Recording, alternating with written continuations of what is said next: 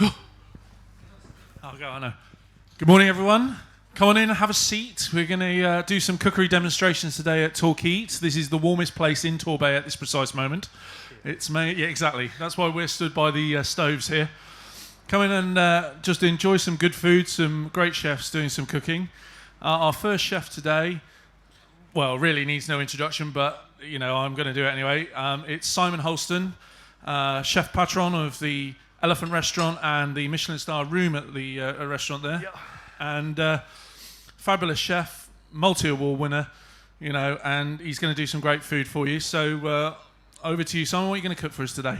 I'm going to do two dishes. First of all, I'm going to do a rump of lamb with a wild garlic risotto in brackets, and also going to do a lovely piece of Brixham cod with some verjus, some lardo, and some nice herbs that we grow on our farm. So something a little bit different, but I think you should be able to do this at home if you tried it. But it's when we go along, I'll show you to do it.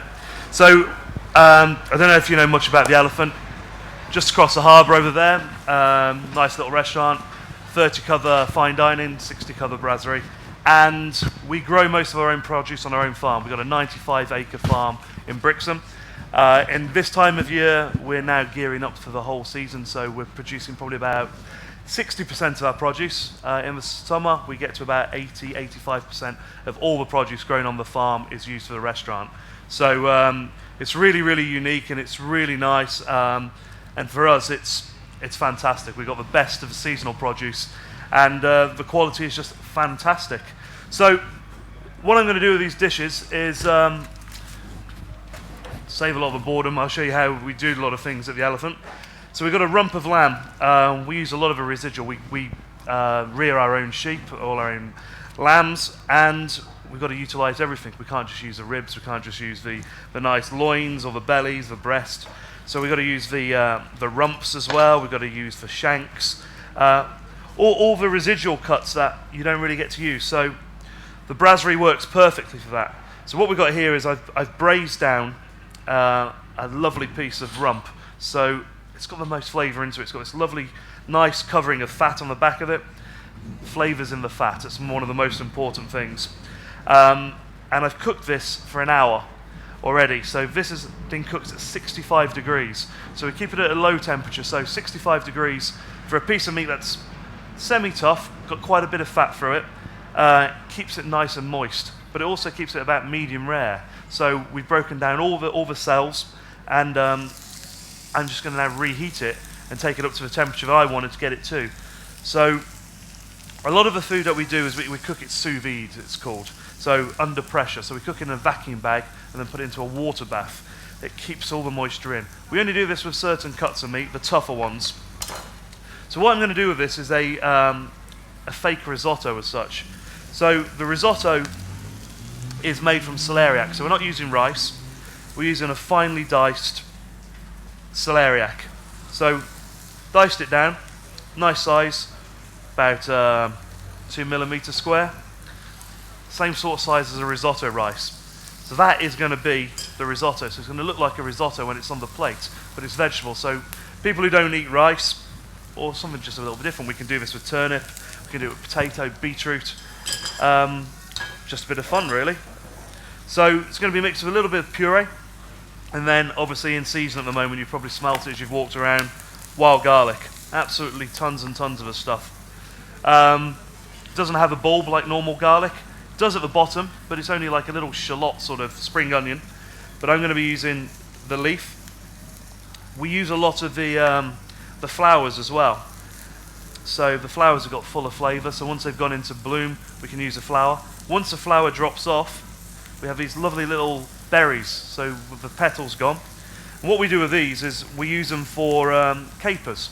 So we salt them for a month in a Cornish sea salt, wash them off, and then we put them in vinegar, normally an apple vinegar or a white wine vinegar, for about 6 months in a jar. And then come October, November, we're utilising wild garlic again. At this time, we can use it for capers, we can use it with fish. So we've got this lovely, fantastic little flavour of wild garlic out of season. So the leaves have just been washed.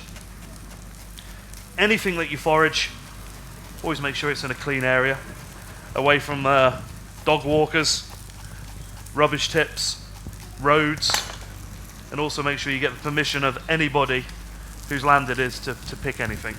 We pick a lot of wild garlic throughout the season. We blanch it down and freeze it, so we've got it again all year round. We treat it like spinach. We make crisps out of it. We make our risotto out of it, which we'll be doing now. So also to go with the lamb, got some of these fantastic in-season red spring onions. They're called grelottes in France, and I'm just going to grill these again from raw. We've got some baby leeks just coming through, spring leeks.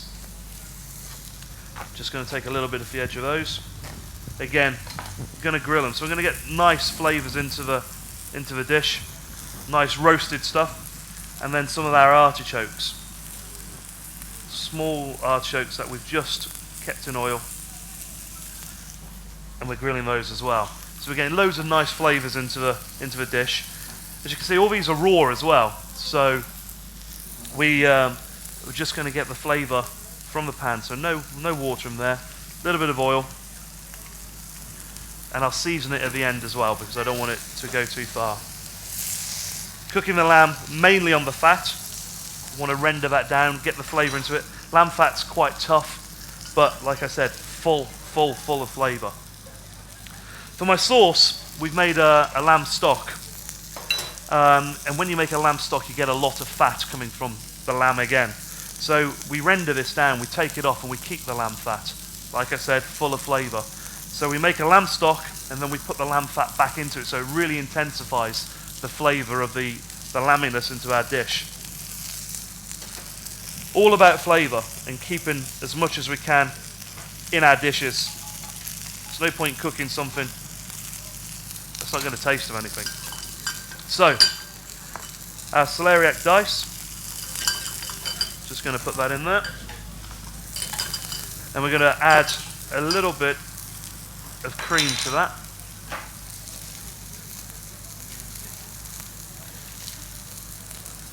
So we can make this however we want really, so it can be vegan based. You know, people got allergies to rice, allergies to wheat, gluten, etc. Just a little bit of a different style of making a risotto. It's a play on words. So I'm adding a little bit of celeriac puree. Because we dice, perfect dice of the celeriac, there's always going to be lots of trim. So again, not to waste anything, we make the dice, the trim into a puree. So we're bringing it back. So now you're looking, it's almost looking like a little rice pudding as such. So that's our risotto. Very, very simple. And to make our puree, we do a very simple recipe of 3-2-1. So 3 parts of vegetable, 2 parts double cream, 1 part butter. So weigh it all together into a pan, cling film over, bring to a boil. Perfect puree every time when you blend it. You don't need to add anything else to it. It's lovely, lovely, rich, low in fat puree. So, vegetables are grilling nicely. Just going to turn those over. It's starting to caramelize now. And I'm going to add my wild garlic also to my risotto. So, nice little flavour in there. Treat it like spinach. It cooks down very, very quick. Just drops down in.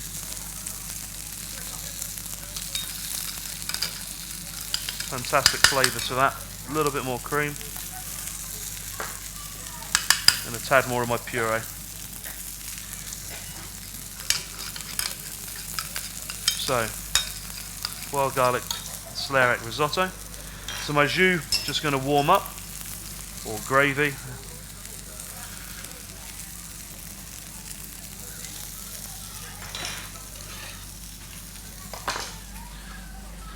So the Elephant, we've got both restaurants. So in the brasserie, we sit about 60 people.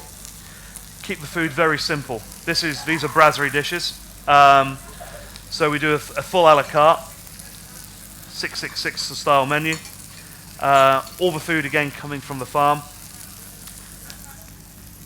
pretty much approachable for everybody. Children menu there, we've got a lunch menu, etc. But what we have upstairs is our fine dining restaurant, Michelin starred restaurant, and we change the menu up there every day. So we do a 10-course tasting menu. So smaller portions, but 10 courses of them. And what we utilise there is all the produce that we get from the farm. So every day, the farm will phone me up and say, right, we've got this today, we've got 25 white wild strawberries, can you use them? Perfect.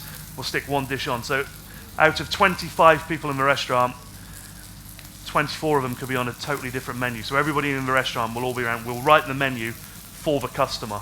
So if you've got allergies or anything you don't particularly like, we will change the menu for you. So like tonight, we've got a fantastic turbot come in from our supplier, but it's not going to feed 25 people. So we've got monkfish with a dish, we've got turbot, we've got scallops, we've got some lobster, we've got some fantastic snow crabs, loads and loads of little things, and also some Dover sole that we got the other day was absolutely stunning. So we tailor the menu very much around every customer. And also if they've eaten before, we keep a note of what they've had and what menu they had, so we try not to repeat certain dishes. Okay, so I'm just letting my lamb rest. Very important to let the meat rest. The blood in there has been boiling away, so when you cut it now, the blood will just pour straight out, so you'll have a well done piece of meat. So leaving it to rest, it just lets everything settle, all the blood stays in there, and then when we cut it, you'll have that lovely pink colour to it. Very important to let food rest, very, very important. Same with fish. When we cook fish, we always cook our fish medium rare, because by the time it's got to the customer, it's cooked through. So if you're cooking your fish all the way through and then sending it to the customer, it's overdone.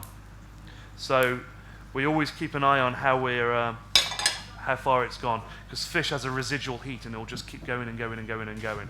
So keep it right on the button. Okay, so to plate up, we've got our wild garlic and celeriac risotto. Just a nice little dollop of that. Then we've got our lamb. Okay, always cut with the grain. See, it's a little bit fatty. That's because of the cut of the lamb. But this fat has been rendered down from the cooking and cooking and cooking for the hour and a half that we've had it going for. So it just melts in the mouth. And remember, the fat is where all the flavour is. So a lovely piece of lamb there. We've got our grilled vegetables, so some artichoke, some red grilotte onions, spring leeks, all coming over there. I can't see that this is too much of a hard dish to do.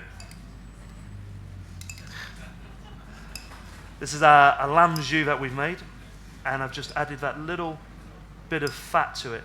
So you've got that lovely shine to it. A little bit split. That's what we want. We want the different sort of colour and flavour to it. And then we're just going to finish it with some of our wild garlic flowers. Just add some little hints of garlic strength, a little bit of colour, freshness to the dish as well. So here's our first dish. So rump of lamb, wild garlic, risotto with celeriac, and some of our grilled vegetables, and the jus with the lamb emulsified with its own fat. Sounds a bit gross, but trust me, it tastes lovely. Yeah, it's just all about the flavour. That's the key, isn't it? Always about the flavour, yeah. Most important. It can look like a bag of mess, but as long as it tastes good, that's what we want at the end of the day. So the next dish that I'm going to do, if you want to put this in front of the mirror. certainly, yeah. Perfect. So the next dish that I'm going to do is I'm going to make just going to get rid of this so it's out of the way. Thank you. It's that hot. Yeah. I've got cod, fantastic Brixham cod, And we're going to just roast this off. Nice piece of cod, nice and thick, from the top end by the head. And what we do with a lot of our flaky fish is we brine it. So what we mean by brine is we put it into a salt water solution. And what salt water does is brings out the moisture. Not in a bad way. It brings out the moisture in flaky fish and it makes it firmer. So it keeps it nice and firm. So for the fish, we put it into a 10% water solution. So 10% sea salt, 90% just cold water. Maybe a little bit of black peppercorn, maybe some star anise, some things like that. But it also means I don't need to season it again when I cook it because it's already got a little bit of salt in it. So a piece of fish about that size, 8 minutes. That's all I put it in the salt water solution for. So as soon as it comes on order, into the water, let it sit there, wash it off just gently, pat it dry, and the fish is so much firmer. And what you can also do is, it's the same as treating fish for smoked salmon. So you're brining it, firming it up, but we'd leave it in there a lot longer. It works a treat. It stops the fish flaking, it stops it from falling apart when it's cooking, and also just really toughens it up a little bit. So for me, it's absolutely spot on for what we want, because we use, obviously, presentation is very important at the Elephant. So what I'm going to do with this fish dish, I'm going to make a verjus butter sauce. So verjus, probably never heard of it. This is verjus de Périgord. It's basically wine before wine. So when you make wine, it starts to ferment and goes into the alcoholic stage. This is purely grape juice, which is almost like a vinegar. So it's very sharp, got a really strong bite to it. Not used very often because we don't really know about it. People would use vinegar now. This is more of an ancient ingredient as such that the French still use quite a lot. So I'm going to make a verjus butter, and with it I'm going to serve parsnips, spring onions and sultanas. So loads of different sort of flavours. Sweetness from the parsnip, the acidity from the verjus, the spring onions go in there, they've got a bit of sharpness, nice bit of freshness, and then we've got this lovely cod. And then we're going to serve some fantastic little herbs with it, and some lardo. And lardo being the fat of pig. So pig fat, really thinly sliced, and we're going to coat the fish with it. And this is going to add a nice moisture to it, a lovely shine. So a little bit different, but again, very simple presentation-wise. And I got some fantastic spring asparagus as well. So my verjus, a couple of tablespoons, and I'm going to reduce that by half. So take it down to a little bit of a syrup. Fish, I'm going to stick in a pan and roast that off. Like I said, I'm not going to put any salt on this now, because we've already had it brined. Moving it around, always down on presentation side first.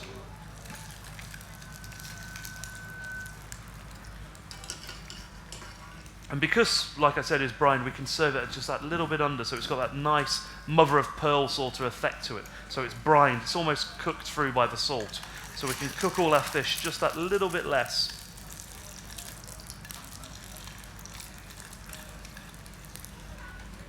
Okay, verjus going away. So, I'm going to put some cucumber in there as well. And the cucumber, we're just going to make some nice presentation of this. So just do some little balls, or solfrino as we call them as chefs. So we get these nice, fantastic little balls of cucumber.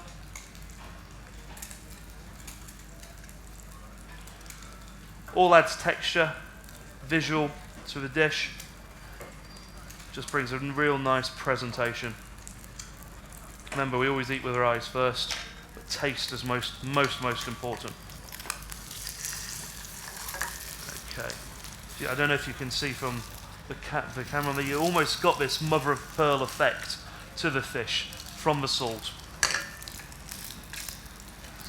Lovely. Just means we can cook things so much less. A little bit of cream into our vinegar, our verjus de Périgord. This is purely as a stabilizer. Stops it from splitting, because we're going to add lots of butter to this. So salted butter. We always use a salted butter for cooking. And we're just going to whisk that into there. It's just called Monte. Basically we're whisking but not using any instrument at all. I'm just letting the residual heat of it melt my butter. So this will be my sauce. This is how quick it is to make a nice simple sauce. We can add a little bit of stock in there if we wanted to. Maybe a bit of mussel stock, maybe a little bit of lobster. But for me, the main part of this dish is all about the verjus. Look at that, sauce done. Very quick. Make all our sauces to order like this. That's why I have 25 chefs in the kitchen.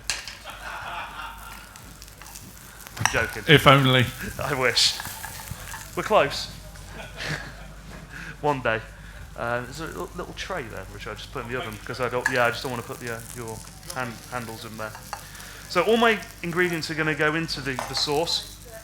And I'm just going to finish off this cod. It's not going to take long at all. One of the other things I'm going to do is serve some asparagus, and I'm going to do shavings of this. So all I'm doing is using a speed peeler. Thank you. And taking shavings of the asparagus off, so it's just a little bit different. So we're not just serving whole pieces. Cod's going to go through the oven for a few moments. Be ready by the time everything else is done. Yeah, thank you. So just a few shavings of the asparagus. Again, it looks like we waste a bit, but we don't waste anything. Everything that's from the end will turn into soups, will turn into purees, we'll chop it up, put it through other dishes. But we just want to get these really nice little bits of asparagus. And all I'm going to do with these is just season them. A little bit of sea salt, a little bit of oil, and that's it. I'm going to serve them basically raw, but again, as a ceviche, as we call it. So it's cooking down from the acid, and all the nutrients that are in the salt, and also keeps all that flavour in there, which is most important again. So we're not adding any water to it, losing anything. A little bit of sea salt. I'm just going to let that settle for a few moments. Okay, so my ingredients are going to go into the sauce. Cucumber, chopped up golden sultanas. And what I've done with the golden sultanas, I've just steeped them in a little bit of a verjus as well, so they've softened up. Get the flavour in there. The only thing I'm not going to put in there is my spring onions. Because of the acid that's in the verjus, it will turn my spring onions brown almost instantly. So it's the last thing that I put into the dish. A little bit of parsnip puree. Same recipe as all my other ones, 3, 2, 1. 3 parts parsnip, 2 parts double cream, 1 part low-fat butter. So another lovely low-fat dish. Okay. Right. So for presentation,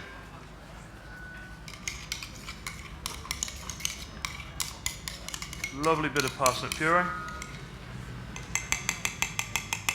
Just going to put in that. Just check our fish. Yep. Spot on. Normally in these stems, just making sure the oven's on. I made that mistake a few times where the oven hasn't been on.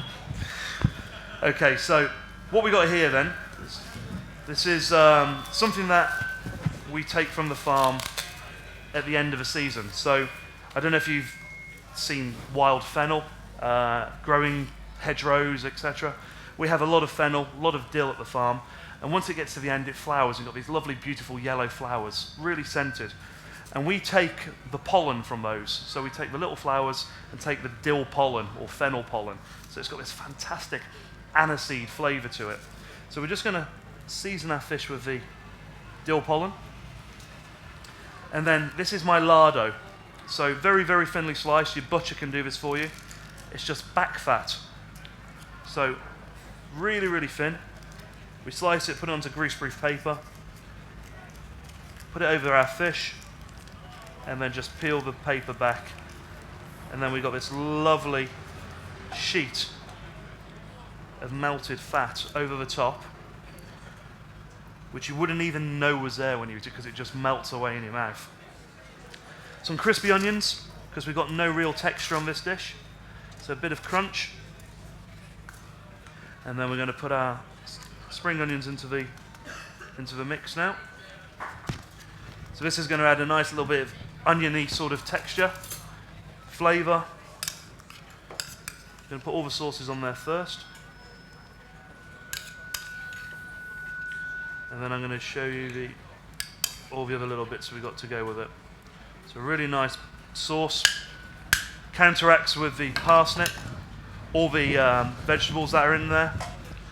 And now we're going to do the fish. So, sitting in the centre right on top of our parsnip. Got some of our asparagus. Leave that for another minute, I think. So, flowers. We use a lot of flowers, herbs, foraging. We do a lot of foraging at the restaurant. So there's loads of little things. So we've got some marigold, we've got some calendula. These are Alexander flowers that you see along by the coast. Brilliant, like a wild celery. We've got our own wild dill. Chive flowers now in season. Micro coriander. Pea asparagus. Thyme flowers. Anyone know of this one? This is hairy bittercress. You will see that in the garden. Chickweed. Gets everywhere in between all your vegetables. Tastes fantastic. Almost forgotten herbs. Summer purslane. Just having all these different fresh flavourings all on top of our fish. Adds a nice colour. Every bite you go through, you get a different flavour, different texture. Loads and loads of little things. But it's very important, whatever you do, if you do forage, you know what you're picking. Always make sure you go with somebody who knows what they're doing. Don't ever eat anything because it looks like what you think it is. It's very, very important. A lot of things out there that look perfectly edible, which will kill you very quickly. And also a lot of things grow with other items which are poisonous. We've picked wild herbs next to deadly, deadly, deadly stuff. So it's very, very important you know what you're doing. Mushrooms, herbs, plants, everything. So there we go. Little crunchy asparagus. So there we go, 2 dishes. So we got cod with lardo iberico, dill pollen, a sauce of verjus, spring onions, sultanas, and then we've got some lovely asparagus just cooked down in salt and a little bit of oil. Great, thanks Simon. Wonderful. Really great food, just up the road here, just up Victoria Parade there. Fantastic restaurants. Simon will be back on this afternoon. Yeah, Craig, I think. My head chef's cooking with me this afternoon, yeah. Yeah, so about 2:30. In about half an hour or so, we've got Bruce from the Moorland Garden coming in. But please, a big round of applause for Simon. He's very busy and really appreciate him coming down. Any questions or...? Yeah, please, any questions, feel free to ask. Please, yeah. Anything about anything, really? Well, they're all very knowledgeable. Nobody's asking anything. They're all taking photos, you see. Don't be shy. Oh, there we go. There's a question. So, yes, yeah. With what, sorry? Lots of cheap cuts. Yes, yeah. It just depends on what cut you're looking at, really. So we do things like breast of lamb. We'll cook for about 12 hours at a low temperature. So we brine everything first to break it down with the salt and the flavourings, everything. Pork belly, we do about 8 hours, about 70 degrees. Low temperature oven, fantastic. Maybe put a pan of water in there just to add some moisture to it as it's going along. We cook ours in a water bath, but you can also use a steamer now at lower temperature. I know a lot of ovens you can set at a nice temperature on steam. But lamb rump, lamb breast, shanks of lamb, ham hocks, all things like just taking the temperature up. The tougher the cut, the higher the temperature, the longer the time as well. But you can put it in slow cookers, I suppose, as well, in the same sort of way. Just work out, I think they should tell you what temperature they cook at. Just don't let them boil. If they boil, everything's going to go tough. All I'm doing is breaking down that fat so it slowly breaks down and just leaves all the good stuff, the flavour, importantly. And you can get the toughest, roughest cuts ever and turn them into something tasty. Yeah. I have a question, Simon. Yeah. What was the best bit about being on the Great British Menu? Finishing. It was that much fun? It was no fun at all. Yeah, it's a little bit different. It's TV. There's an agenda before you go on there, and we're pretty much told who's going through, who's doing what, and how it's going to pan out. You mean it's a stitch up? It's a total stitch up, yeah. Hence why I've not been back on. No amount of money could persuade you to do it again. It was fantastic for the restaurant. The PR value, everything like that. Anything you do on TV, the telephone doesn't stop ringing. It's amazing. But integrity is a different thing. It's quite hard. Yeah, to bite the bullet for other people. I bet. Yeah. Did you guys enjoy the Olympics and the Winter Olympics? Did you know that there's a culinary Olympics? Did you know? No. On this stage we have the captain of David. the GB Culinary Olympics team. Could you please David put your Beckham, hands together for the basically. captain? Tell them about the Culinary Olympics, though. So we have a culinary team. There's the English culinary team, which I am the captain of.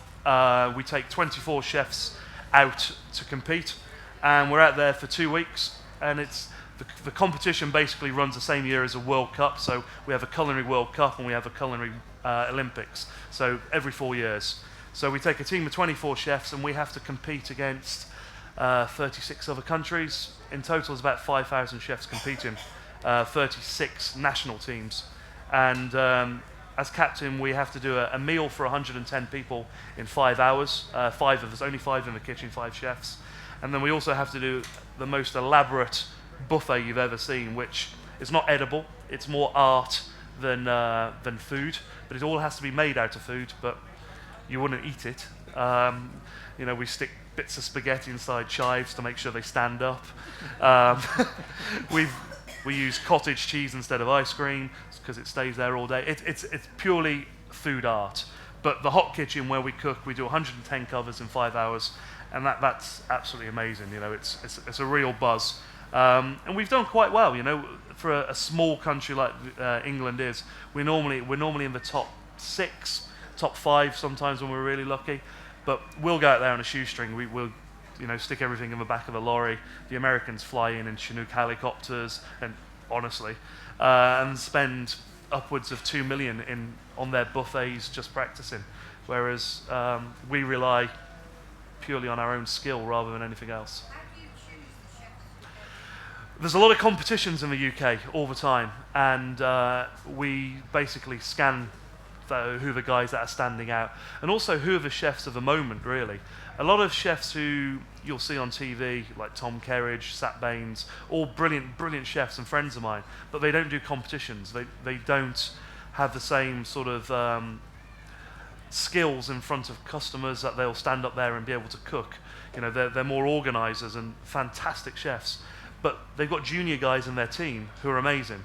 So we'll take sort of recommendations as well, and then we'll do cook-offs.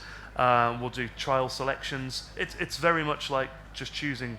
We've got guys from the House of Commons in the team, a guy from the Ritz, we've got a guy from the Bath Spa, we've got some private chefs for multi-millionaires in London who's cooking every day. It's people who cook every day who can do things on the hop, which is really, really important. It's not someone sometimes like myself who's a head chef who spends his time putting food on the plate but not so much cooking. It's guys who are in deep, with all the burns up their arms that we want to take, who can really, really cook.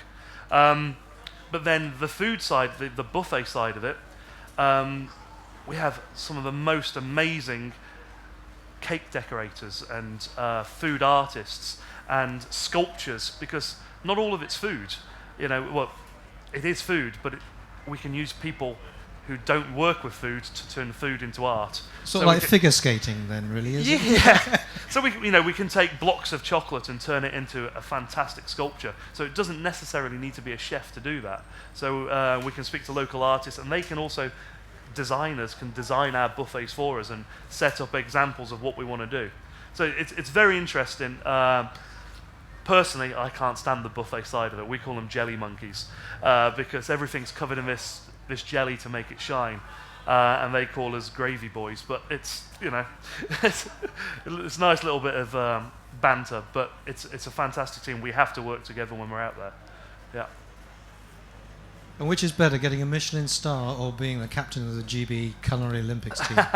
It's two totally different things. I love representing my country. I've represented my country maybe 30 times now all around the world, and I get to travel. Michelin star, exactly the same. People invite me to do things like this. I get to travel world. This year I've already been to Moscow, Australia, going to New Zealand at the end of the year, traveling to Russia again. I'm cycling across India.